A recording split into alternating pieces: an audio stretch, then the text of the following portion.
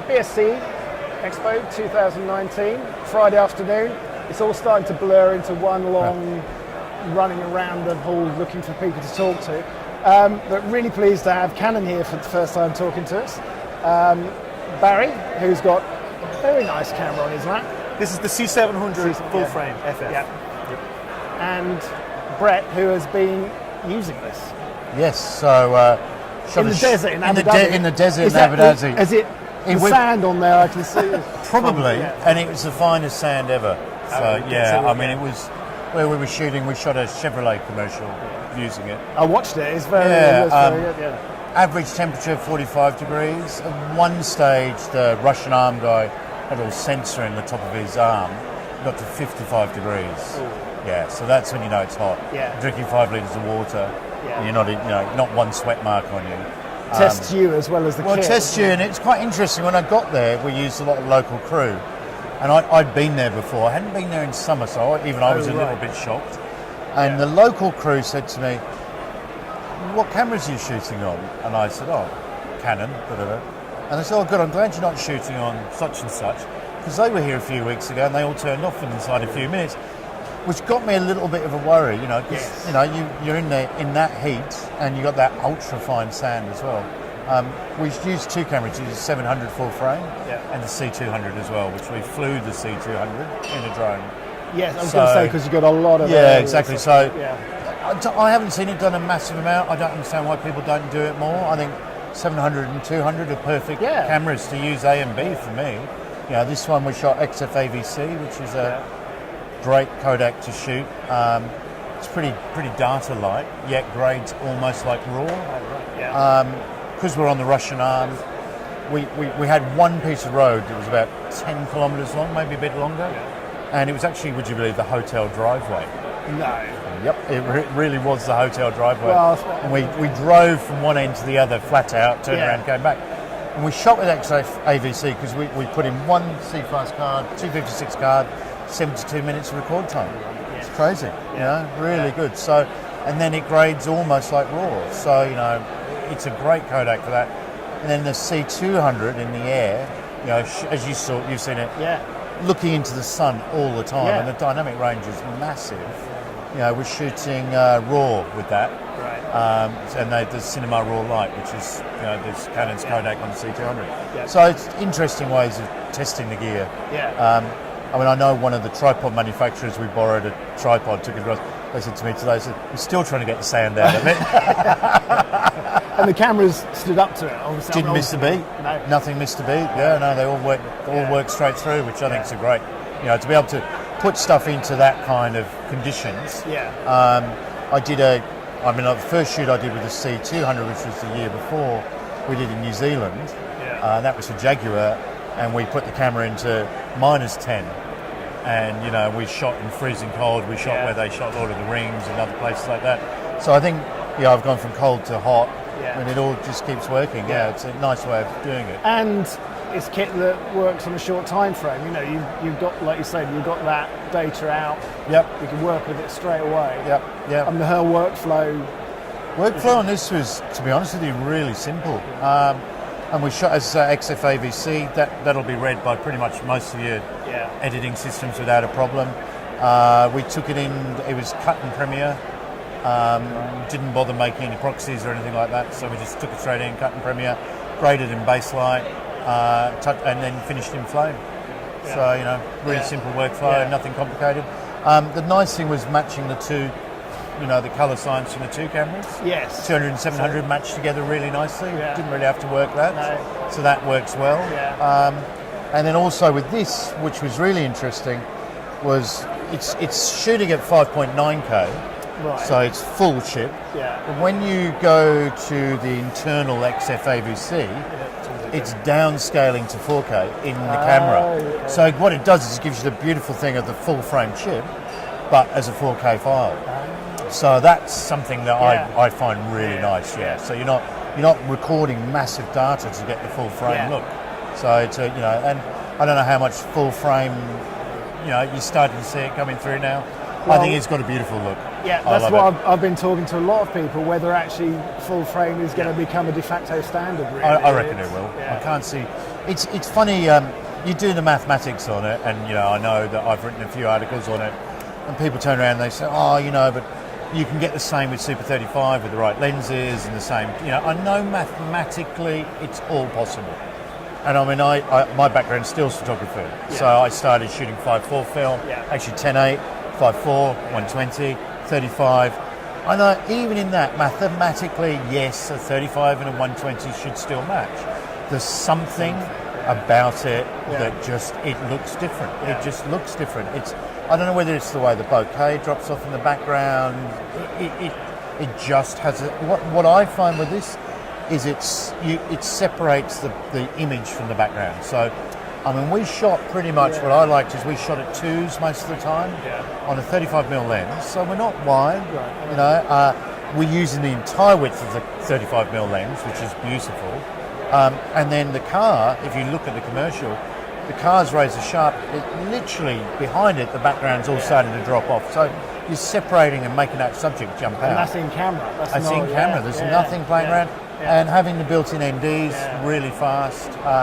We did run an additional ND on the front of this because the light is so bright there. So bright. That's probably forgivable. Even 10 stops wasn't enough. No. And you've got a base of 800 anyway. So personally, I don't like pulling it down from the 800 because I kind of view when you say base, I like to sit it there and I'll go up. I don't like going down. So we ended up having to run a 1.2 ND on the front, and then use the other NDs to work backwards and forwards. So a lot of that's probably ND. the biggest juggling of the whole thing. Oh yeah, I'd say so. Yeah, and it works well because you needed a clear with that sand as well. The ND's not quite as transparent as it was because it's peppered with ultra-fine sand. So, I mean, using that with the 200, Yes. what do the sensors share? Are they totally... The sensors are basically the same type sensor, but this is a full frame sensor using the same color size. So that's basically what you're looking at. So being able to match in post or just match directly afterwards is really easy because you're not worrying about color shift going between two different type sensors or two different brand cameras. You're still shooting in the same log. So C-log. So you've got log 2 or log 3. The nice thing with the 200 is because you're shooting in RAW, you can decide in post if you want to go log 2, log 3, because you're capturing the raw data. This you would do the same if you were capturing it, say, through the codecs on the back. Because I didn't run the codecs, we had to decide up front. I went log 2 because log 2 is giving you that full 15 stops. And as you've seen, I pretty much shot everything into the sun. And we did. We shot everything into the sun, and to hold. So, I mean, the blacks in the car bonnet to the sun. It's all there. It's crazy, really. How many days did you take over? Only 2 days. Really? We shot it in 2 days, And actually, fact, one morning, one night, and then the following morning. We were quite lucky. I'd stayed at this place before, so I knew the road. We didn't even location wreck it. We got there the night before. The road, as I say, it's through the desert. It is literally the hotel driveway. What the road does, though, is it does this. And it goes in every direction. So the beauty of it is what we could do is we shot one direction, then the other direction, and then went back again. So that commercial is made up of sunrise, sunset, and it's in 2 different directions. So we knew.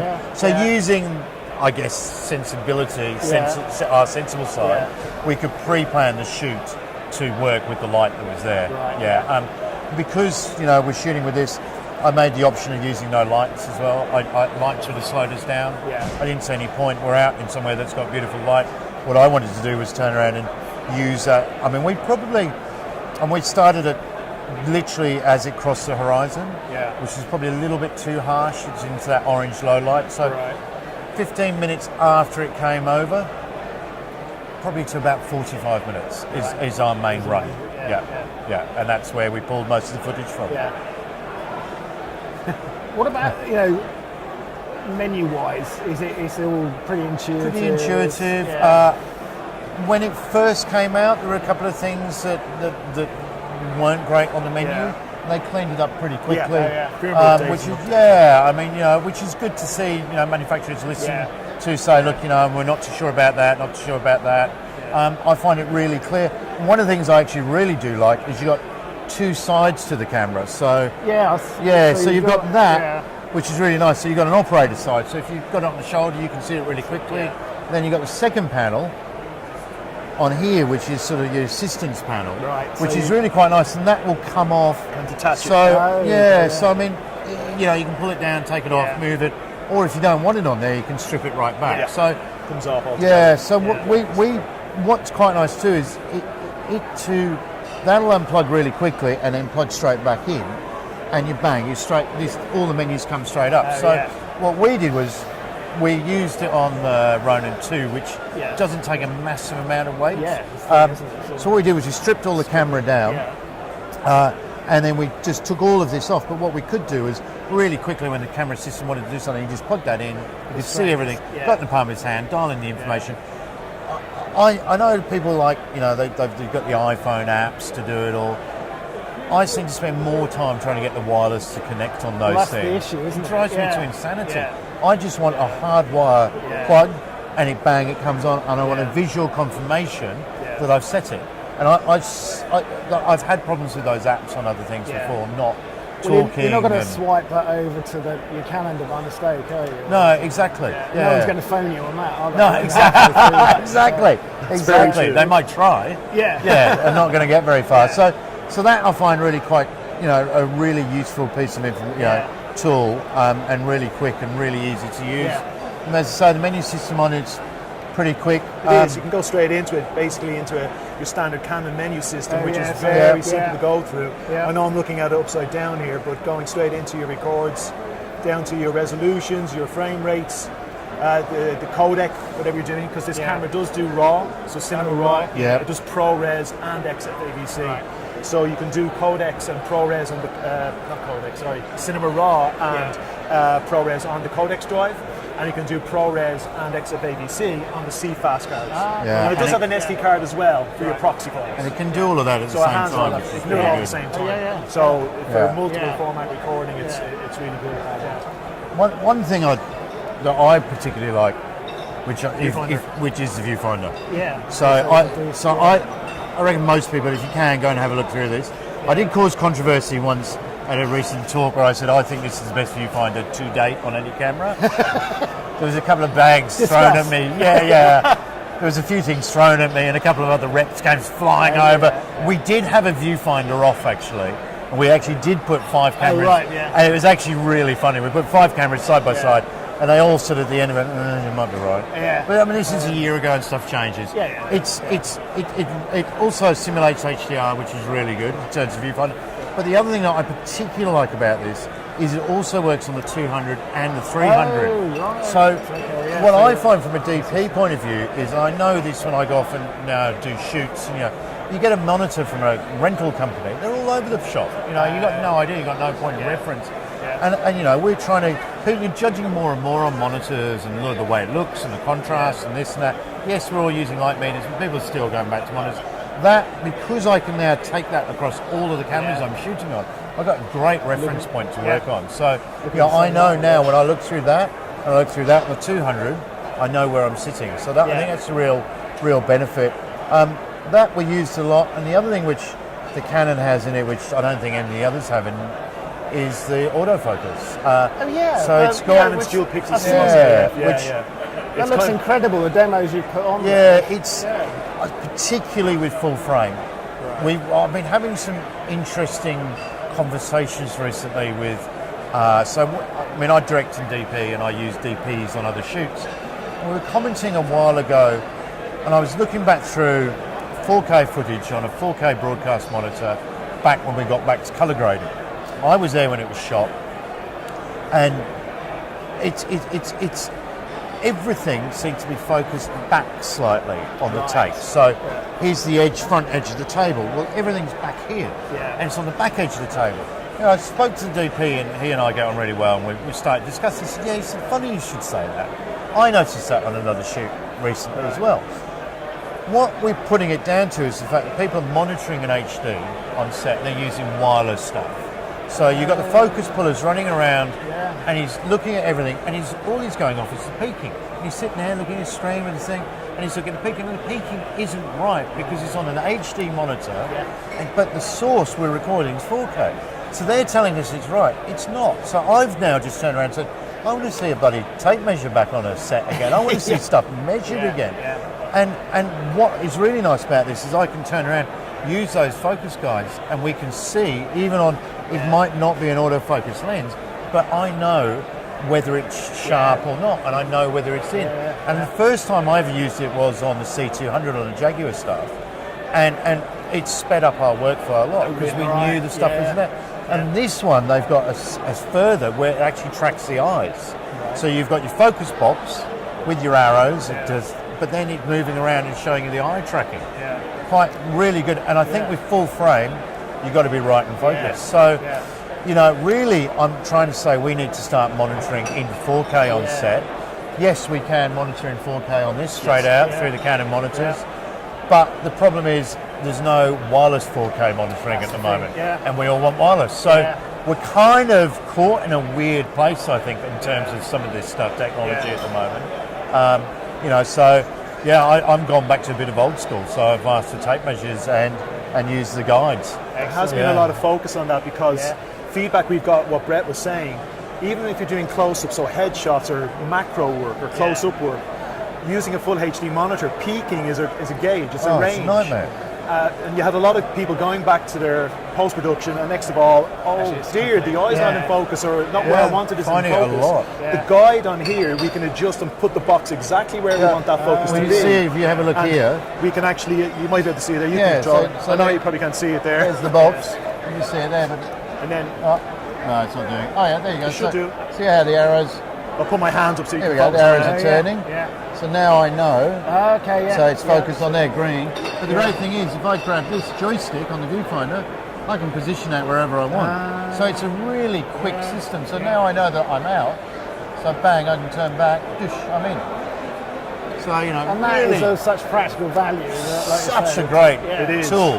We're getting so much good feedback from focus pullers as well, talking about how quick they can actually get that focus right. When you first tell a focus puller, they're like, I don't do that. By the end of it, they're like, so that box, where do you And on the Jaguar thing, on the 200, we shoved on a 604. If you have a look online, it's the behind the scenes is on the Canon website. It's on the Canon website. We had a 604. We had a Jaguar F-Pace driving towards us flat out. We had it wide open. We stuck the focus box on it. It tracked the car, real time, follow focus, driving to it. Now, I'm sorry, I don't care how good your focus puller is. You're not going to get that. I know I'll probably get punched as I walk back in there. Well, that is the hardest thing. It is. Yeah, exactly. And it it saves the day. So, it's another tool, but all of these tools are useful. It all adds up. So, well, it's a fantastic piece of kit. It's been really interesting talking to you about it. And keep us informed. We will, absolutely. Come over and have a look at the stuff. And if anybody's around, just come over to our stand. We're showing it off, showing the workflow, showing the advert. Everything's there at our stand at 318. And we've got the log files too, which is I think interesting to look at. So come and have a look at those. Excellent. Cool. Thank you. Thank you guys. It's been very much. Thanks for having us. Thank you.